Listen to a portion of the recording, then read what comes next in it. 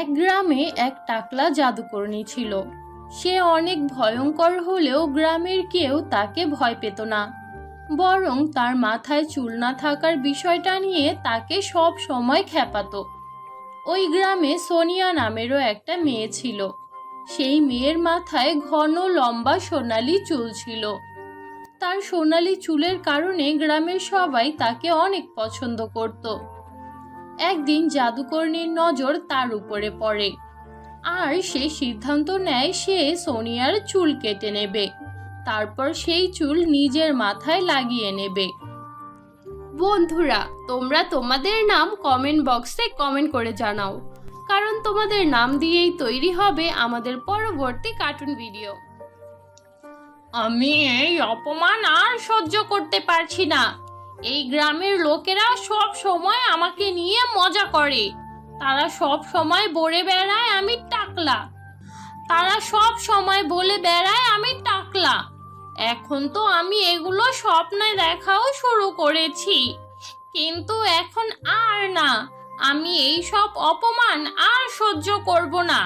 যেইভাবেই হোক আমি ওই সোনিয়ার চুল কেটে আনবো, তারপর ওই চুলগুলো নিজের মাথায় লাগিয়ে নেব। তখন আমাকে নিয়ে আর কেউ হাসাহাসি করতে পারবে না।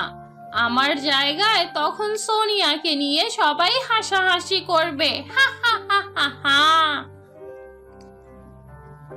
ওই জাদুকরনীর সাথে কারো কোনো শত্রুতা ছিল না, কিন্তু তবুও সবাই তাকে নিয়ে হাসাহাসি করত, যার কারণে সেও গ্রামের লোকেদের অনেক জ্বালাতন করত। একদিন সোনিয়ার এক বান্ধবী তার বাড়িতে যায়, আর তার দরজায় কড়া নাড়তে থাকে। আরে আরে, কি হয়েছে? এত জোরে জোরে দরজা ধাক্কা দিচ্ছিস কেন? কি লাগবে আমাকে বল, জরুরি কোনো কাজ আছে নাকি? না রে সোনিয়া, তেমন কোনো বিষয় না। আমি শুধু এইটুকুই জানতে এসেছি তুই তোর চুলে কি লাগাস। আমিও তোর মতো ঘন লম্বা চুল চাই, কিন্তু দেখ আমার চুলের অবস্থা দিন দিন খারাপ হয়ে পড়ছে। এখন তো একেবারে ঝাড়ুর মতো দেখায়। আমাকে বল না, তুই তোর চুলে কি দিস? আরে বাবা, তোকে আমি কতবার বলেছি আমি আমার চুলে কিছুই লাগাই না। আমি আমার চুলে শুধুমাত্র ভালোভাবে তেল মালিশ করি, আর এমনিতেও ছোটবেলা থেকেই আমার চুল এরকম। ও আচ্ছা, তাহলে এই ব্যাপার। ঠিক আছে, কোনো সমস্যা নেই, কিন্তু যখনই তুই চুল লম্বা আর মজবুত করার কোনো উপায় জানতে পারবি তখনই কিন্তু আমাকে বলে দিবি, কেমন? হ্যাঁ বাবা, সবার আগে আমি তোকেই বলবো, ঠিক আছে? এরপর সেই মেয়েটা সেখান থেকে চলে যায়। তারপর সোনিয়া কুয়া থেকে পানি আনতে যায়, কিন্তু সেখানে যাওয়ার পর সে দেখে কুয়াতে একটা বালতিও নেই।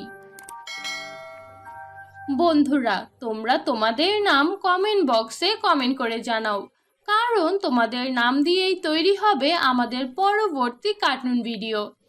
ইতিমধ্যে আমরা অনেকের নামে কার্টুন ভিডিও তৈরি করেছি, তোমাদের নামেও করতে চাই, তাই তোমরা তোমাদের নাম কমেন্ট বক্সে কমেন্ট করে জানাও। আর তোমরা যদি আমাদের চ্যানেলে নতুন হয়ে থাকো তাহলে আমাদের চ্যানেলটি সাবস্ক্রাইব করে পাশে থাকা বেল নোটিফিকেশন অন করে দাও।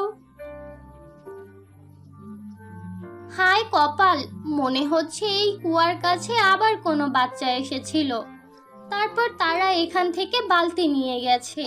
এই বাচ্চাদের নিয়ে আমি কি করব? এখানে আমি যতই বালতি লাগাই না কেন ওরা এসে এসে নিয়ে যায়। এখন আমার ঘর থেকে আবার একটা বালতি আনতে হবে, কিন্তু আমার ঘরে তো একটা বালতিও নেই। এখন তো মনে হচ্ছে কোথাও থেকে আমাকে বালতি খুঁজে আনতে হবে, তা না হলে কুয়া থেকে পানি তুলতে পারবো না। তারপর সোনিয়া বালতি খুঁজতে বের হয়। সে যখন বালতি খুঁজতে বের হয় তখন জঙ্গলের মাঝ থেকে কোনো বাচ্চার কান্নার আওয়াজ শুনতে পায়। তারপর সে ওই আওয়াজের পিছু নেয়, কিন্তু ওটা আসলে কোনো বাচ্চার কান্নার আওয়াজ ছিল না, ওটা ছিল জাদুকরনীর জাদু। সে জাদু দিয়ে দেখতে পেয়েছিল সোনিয়া এখানেই আসছে। তাই সে ফোন দিয়েছিল জঙ্গলের ভেতরে আসতেই সে সোনিয়ার চুল কেটে ফেলবে। অন্যদিকে সোনিয়া এইসব বিষয়ে কিছুই জানতো না।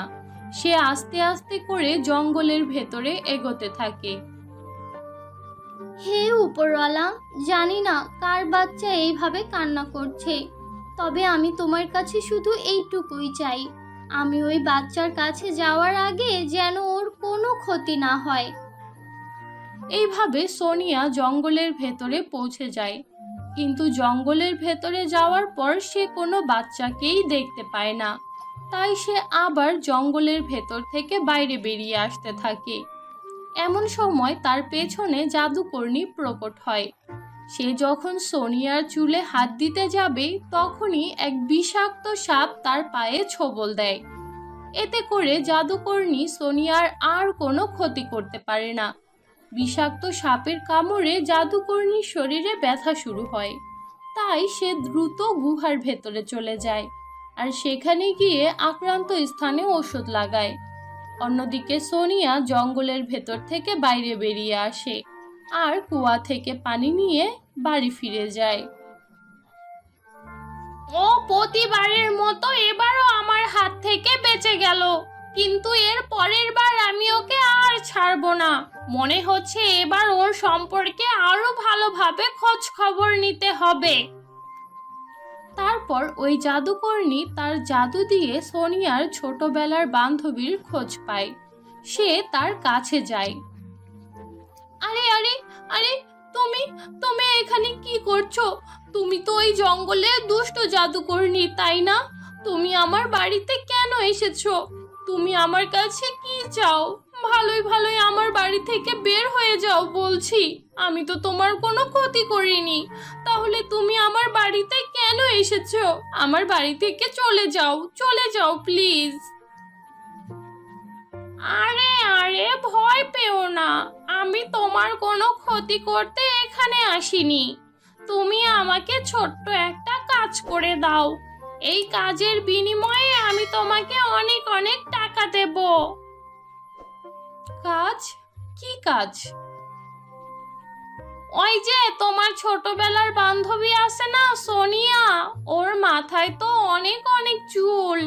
তুমি আমাকে ওর চুল কেটে এনে দেবে, আর এর বিনিময়ে আমি তোমার কোনো ক্ষতি করব না, বরং তোমাকে অনেক অনেক টাকা দেব। এই কথা শুনে সুবর্ণা অনেক খুশি হয়। তার মনে লোভ চলে আসে। সে মনে মনে ভাবতে থাকে সোনিয়ার চুলের বদলে সে জাদুকর্ণীর কাছ থেকে যত খুশি তত টাকা নিতে পারবে। তাই সুবর্ণা কোনো কিছু না ভেবে জাদুকর্ণীর সাথে হাত মিলিয়ে নেয়। ঠিক আছে জাদুকর্ণী, আমি তোমার কথায় রাজি। আমি আজকে রাত্রেই সোনিয়ার চুল কেটে নিয়ে আসব, আর কালকে সকালে তোমার গুহায় গিয়ে সোনিয়ার চুল তোমাকে দিয়ে আসব। এই কথা শুনে জাদুকর্ণী হাসতে হাসতে সেখান থেকে চলে যায়। তারপর সুবর্ণা রাতের বেলায় সোনিয়ার বাড়িতে যায়, আর সোনিয়া যখন ঘুমিয়েছিল তখন তার চুল কেটে নিয়ে পালিয়ে আসে। সকাল হতেই সে ওই চুল নিয়ে জাদুকর্ণীর কাছে পৌঁছে যায়। এই নাও, আমি আমার বান্ধবীর চুল কেটে নিয়ে এসেছি, এবার আমাকে আমার টাকা দাও। আরে বাহ, তুমি তো খুব ভালো কাজ করেছো, কিন্তু টাকা? আমি তোমাকে টাকা দিতে যাব কেন? হ্যাঁ, আরে তুমি তো আমাকে বলেছিলে তোমার কাজ করে দিলে তুমি আমাকে অনেক টাকা দেবে। হা হা হা, মূর্খ মেয়ে, তুই কি ভুলে গিয়েছিস আমি একটা দুষ্ট জাদুকর্ণী? তুই ভাবলিও কি করে আমি তোকে টাকা দেব?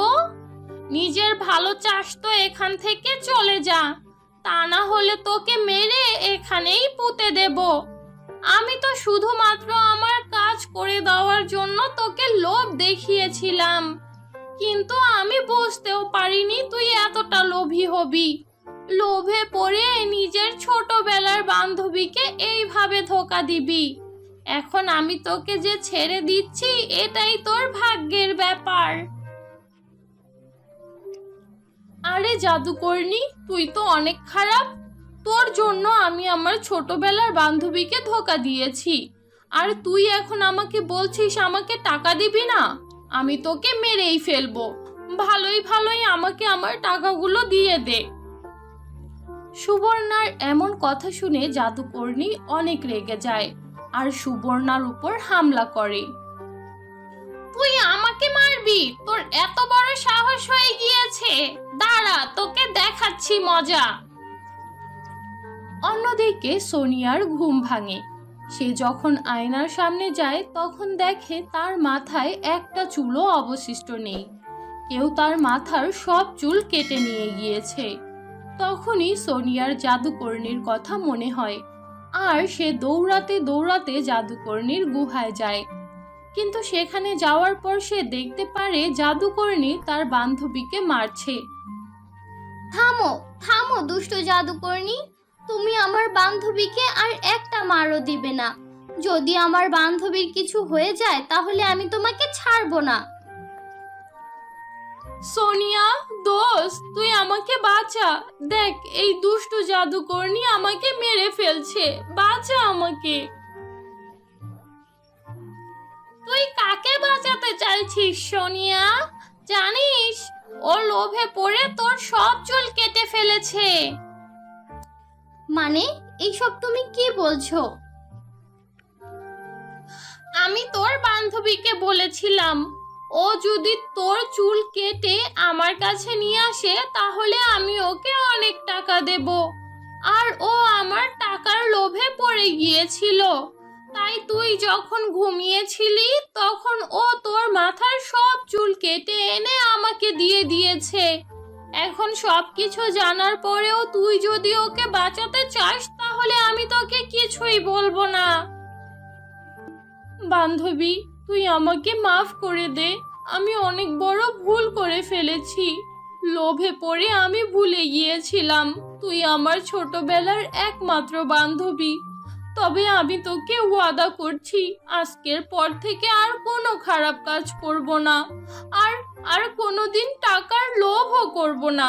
এবারের মতো তুই আমাকে মাফ করে দে। ছি, টাকার জন্য তুই এত নিচে নামবি এটা আমি কখনো কল্পনাও করিনি। যাই হোক জাদুকরনী, তুমি যা চেয়েছিলে তা তো পেয়ে গিয়েছো, তাই না? এখন তুমি আমার বান্ধবীকে ছেড়ে দাও আর আমাকে ওয়াদা করো আজকের পর থেকে আর কখনো গ্রামবাসীকে জ্বালাতন করবে না। জাদুকরনী সোনিয়ার কথা মেনে নেয়। তারপর সোনিয়া আর সুবর্ণা গ্রামে ফিরে যায়। সুবর্ণা সোনিয়ার কাছে হাত জোড় করে ক্ষমা চায় আর সোনিয়াও তাকে ক্ষমা করে দেয়। তারপর থেকে সবাই আবার আগের মতো সুখে শান্তিতে জীবন কাটাতে থাকে। তো বন্ধুরা, এই ছিল আমাদের আজকের গল্প। আশা করি গল্পটি তোমাদের কাছে খুব ভালো লেগেছে। ভালো লাগলে আমাদের আজকের গল্পটিতে একটি লাইক দাও, কমেন্ট করো আর তোমার বন্ধুদের সাথে শেয়ার করো। আর যদি আমাদের চ্যানেলে নতুন হয়ে থাকো তাহলে আমাদের চ্যানেলটি সাবস্ক্রাইব করে পাশে থাকা বেল নোটিফিকেশন অন করে দাও। তো দেখা হচ্ছে পরবর্তী ভিডিওতে। ততক্ষণ পর্যন্ত ভালো থাকো, সুস্থ থাকো। আল্লাহ হাফেজ।